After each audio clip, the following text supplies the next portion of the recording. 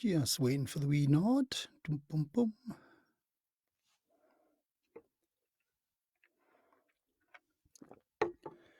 Now it says I'm live, but I'm just waiting for the confirmation.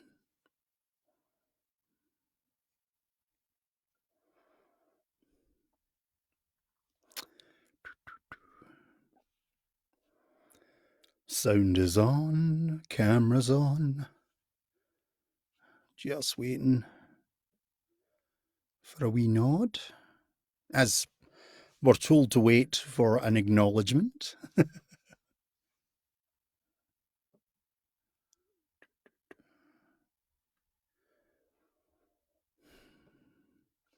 Seems a long time coming, so hopefully I am live, and hopefully people can hear me. Just to introduce myself, my name is Calum Lykan. I'm a Scottish storyteller now living in Calgary, Alberta. And basically my whole life is about travelling and telling stories. So this site is wonderful, and I appreciate it is full of wonderful music, but I've come on here to basically tell you a story tonight. Looks like I have now been approved, so I will reintroduce myself. I'm Calum Lykan. I'm a Scottish storyteller living here in Calgary, Alberta now. And as I was just saying, I travel the world telling stories and entertaining people. Now, stories are not just for kids, they're for everyone. And tonight, as my first time on this site, I thought I would just pop on and tell you a very quick story from Scotland, a nice one for once. I have a reputation of telling gruesome and grisly and delightful tales, and I thought, I'll keep it happy and pleasant tonight. So I thought I would tell you a very old tale from Scotland, and it's called The Well at the World's End. Now, this is a story which starts with a mother and a daughter, and they love each other. They would do anything for each other. They're just the happiest family, and they work together on a wee farm, tending the land, cleaning the house. They literally do everything for each other. Now, one morning, the mother gets up and she decides she wants to make some bannocks for breakfast. She wants to make bannocks because she knows her daughter will love them. So she gets together all the ingredients and starts mixing them together. And then she reaches for the water jug, but it's empty. So she thinks, can't I make bannocks without water? So she calls her daughter, Lassie, can you away to the well and get me some water? And of course, the daughter will do anything for her mother. So she grabs the jug and she's skipping out the door when the mother stops her. You know what, Lassie? I want these bannocks to be so perfect for us. Away to the well at the world's end. For the water there is so crisp, so pure, it will make the finest bannocks. So off the lassie skips. She's happy to do anything for her mum. Now, as the name suggests, the well at the world's end is not just around the corner. So the lassie travels for a day and a night, a day and a night, and a day and a night, until eventually atop a wee hill, she sees the well, and she is so happy to be there. She skips up, and the first thing she does is she drops the bucket down into the well. She hoists the bucket up. She grabs the bucket. She goes to pour the water into her jug, but the bucket's empty. There's no water, and she peers down into the well.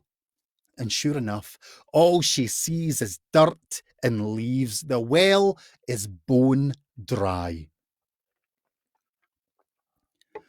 Well, the wee lassie looks at this empty well. She looks at the empty bucket, the jug with no water in it, and she just gets sad. She can't help it. She just starts to think about her poor mother and how she's going to be so disappointed that the daughter's let her down. She starts to think about how her mum was so excited to make those bannocks. And of course, a wee tear starts to fall down her face. And soon enough, the tears are flowing and she's gurning away. She drops to her knees, bawling her eyes out. And as she's lying there in the dirt, crying away, all of a sudden she hears it, a wee voice. Whit you crying for, lassie?" And the girl instantly jumps up, shocked. She didn't hear anyone approaching, and she looks around to see who spoke to her, but there's no soul to be seen. She's looking about, desperately wondering who spoke, when all of a sudden, well, she looks down, and the only thing that's there is a slimy wee puddock. Now, if you're unfamiliar with the term puddock or paddock, that's what we sometimes in Scotland call a frog. So she's looking down at a slimy wee frog, and of course the frog's just looking at her. And the girl, just seeing this frog and no seeing who spoke to her, the tears, the thoughts, everything, and before she knows it, she's down on her knees again, bawling her eyes out, when all of a sudden she hears it again. "What you crying for, lassie?" And again she's up, she's looking around, she didn't hear anyone approach, but there's no one to be seen, just this wee frog. And as she looks down at the frog, it looks up at her and says, "Are you no going to tell me why you're crying?" Well, the lassie looks at the frog and starts to explain her sad story, how her dear mother wanted to make some bannocks. All she wanted was some water from this well to make the finest bannocks. Well, the wee frog looks at the lassie and says, "I can help you with that. Now, if you promise to do anything I ask, I promise to get you the water. What say you?" And of course the lassie doesn't think anything of it. If she can get water, that's all she cares about, to help her mum. So she agrees to the frog's conditions, and the wee frog hops up on the side of the well, looks at the lassie and says, "Great. In that case, you'll be my wife." And then he dives down into the well. And in no time at all, there's a gurgle and a bubble and a whoosh of water, and the well fills, and the lassie, she doesn't even stop to think. She drops the bucket, she reels it up, she puts the water in the jug, and without a second thought to that frog, she's skipping away.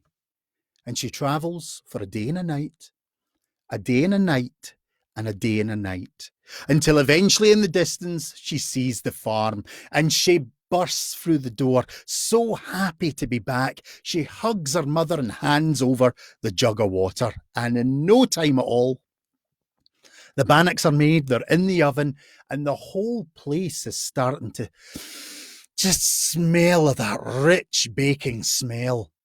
Soon enough, they're sitting at the table about to have supper, when all of a sudden, fadump, fadump, fadump, and all they hear is the most god-awful singing you have ever heard in your life. Now, ladies and gentlemen, I'm going to be brutally honest at this point. I am not going to sing to you. There is a reason I'm a storyteller. Me singing is like a train wreck. And I also like you to hear the end of a story. So if you don't mind, I will just speak the words that were said that day. And they sounded like this. "Open the door, my hinny, my heart. Open the door, my one true love. Remember the promise you first made down at the well where we first met." And of course, they're sitting at the table going, "Oh, what is that awful din?" But of course, the lassie knows. She knows exactly what it is. So now she has to tell her mother.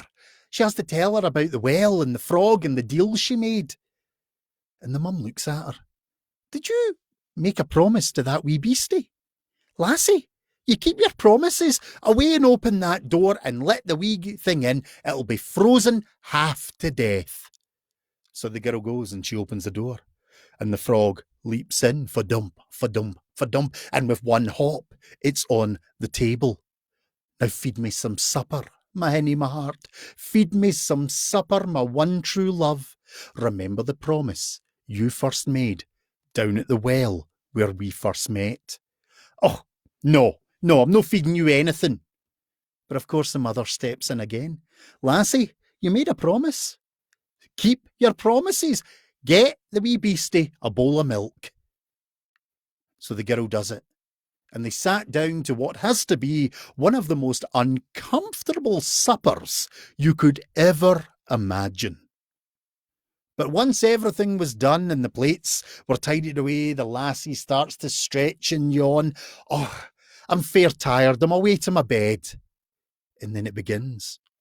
Now carry me to bed, my hinny, my heart. Carry me to bed, my one true love. Remember the promise you first made down at the well where we first met.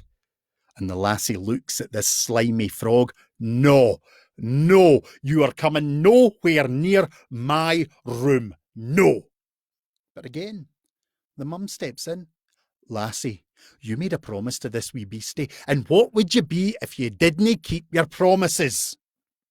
So reluctantly, the lassie scoops up the frog and carries it up the stairs to her room. But as soon as she gets beyond the door, she just drops it. Thump, down it falls. But this wee frog is no to be deterred. Up a dump, and up onto the bed it hops, wriggles its way up to one of the pillows and nestles itself down, and then just stares.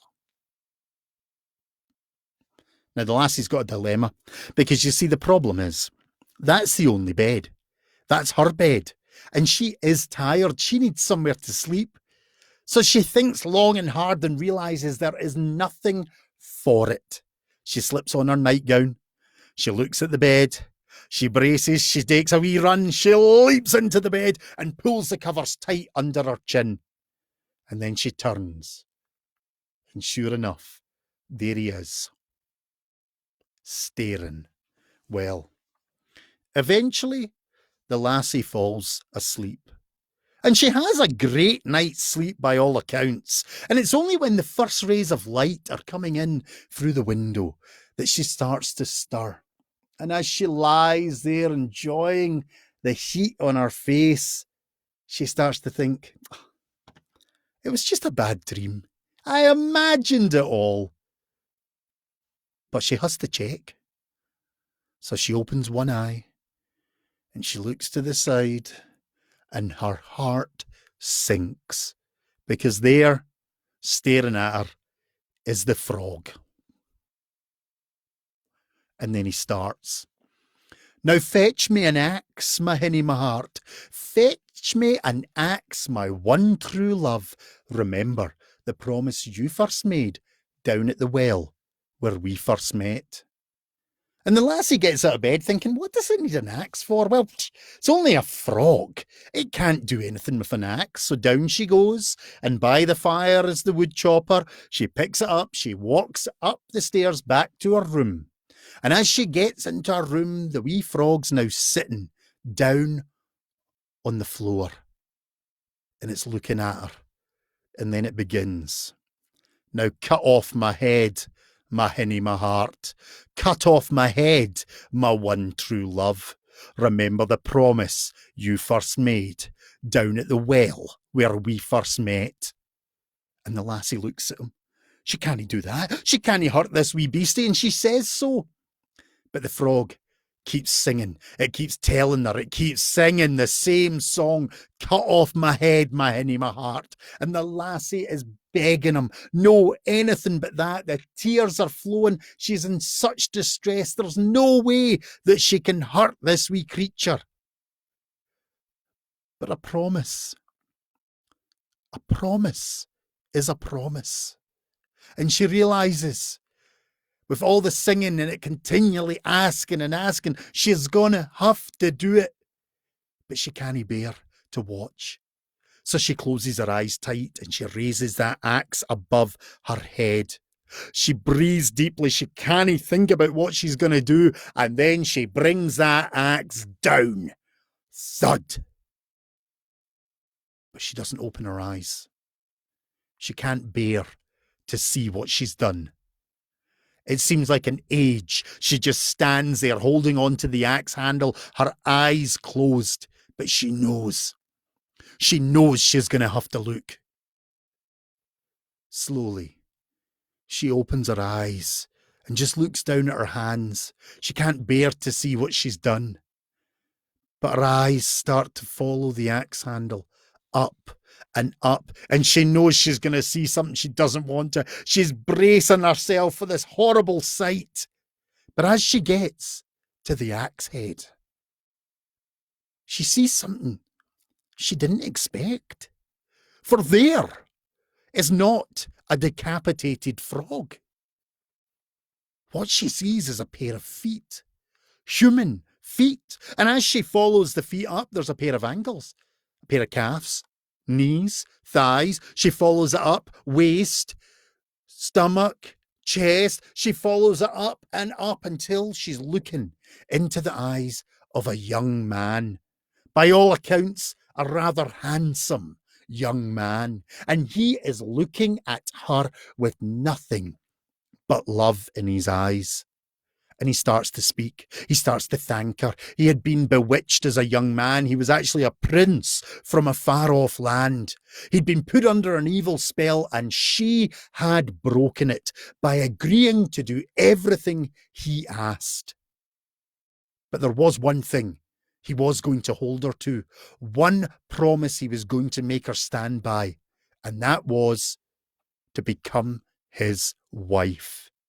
So that very day, the young girl and the mother and the prince travelled to his far-off kingdom, and there they settled down to a life of love and luxury. And ladies and gentlemen, this is the only story that I can say these immortal words.